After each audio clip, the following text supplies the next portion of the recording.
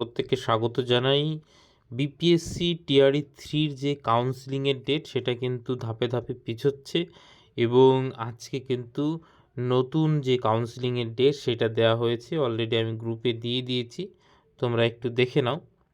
সেটা হচ্ছে প্রথমে যে ডেটটা ছিল সেটা চেঞ্জ করে 23 থেকে 28শে ডিসেম্বর করা হয়েছিল। সেইটা আবার পরিবর্তিত যে ডেট সেটা কিন্তু দেওয়া হয়েছে এবং 9ই জানুয়ারি থেকে 16ই জানুয়ারি। তোমাদের আগে আমি জানিয়েছিলাম যে এই বছর আর কাউন্সেলিং হওয়া সম্ভব নয়, নেক্সট ইয়ার প্রথম দিকেই জানুয়ারি, তাহলে 9 থেকে 16 তারিখের মধ্যে কিন্তু কাউন্সেলিং হবে এবং ডিস্ট্রিক্ট অ্যালোকেশনের দায়িত্ব কিন্তু বিপিএসসিকে দেওয়া হয়েছে। তো যাই হোক, কিছুটা ডিলে হচ্ছে, এ থেকে বোঝাই যাচ্ছে যে টিআরই 4 সামান্য কিছু দেরি হবে এবং বিপিএসসি সেই ইঙ্গিত আগেও দিয়েছে, যতক্ষণ না টিআরই 3 কমপ্লিট হচ্ছে ততক্ষণ বিপিএসসি টিআরই 4 হবে না। অতএব জানুয়ারিতেও কিন্তু টিআরই 4-এর নোটিফিকেশন মানে পসিবিলিটি কম। এর পরবর্তীতে দেখা যাক কি কোনো পরিবর্তন আসে কি না।